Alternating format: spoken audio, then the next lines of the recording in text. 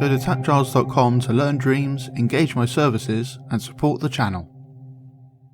So most likely you'll have encountered a controller sensor in a puppet.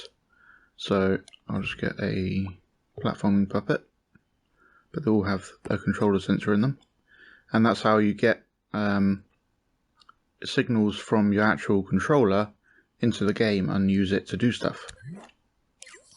So inside the puppet there's a chip. Open the chip and you'll probably have a controller logic chip like that, or you might just have a controller sensor sitting there. And this is the gadget we'll be looking at, the controller sensor, and that's what lets you possess the object it's stuck to. So this is in the chip. The chip is attached to the puppet, so that means you can possess that object, which is the puppet, and then your signals from your physical controller are going to the puppet, and the puppet is using it to run around and stuff.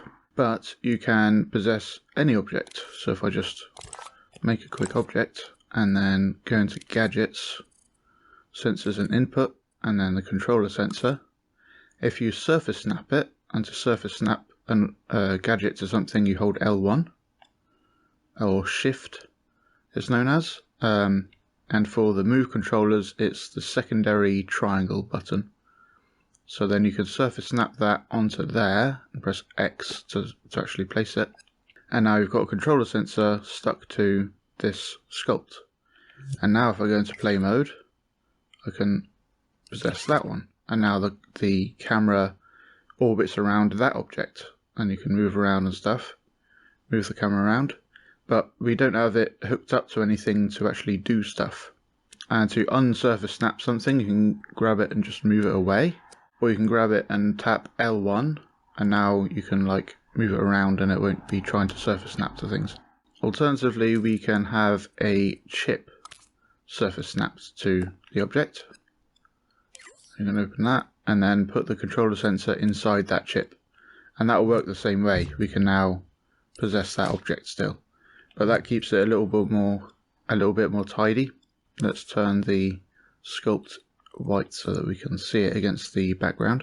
When you make a new controller sensor, it comes with a couple of wires already hooked up to itself.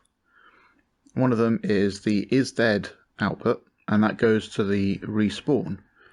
This is more useful for puppets, where you can get a signal when they have no health and tell the controller sensor to be dead, and then it will send a signal from isDead into respawn, so that if you fall off a cliff, then it says, oh, you're dead because you fell off a cliff, and it will respawn back in the initial position you started at, or at the checkpoint if you went for a checkpoint. Thanks for watching. I hope you learned something interesting. Go to patreon.com/tapgiles to learn something new every day.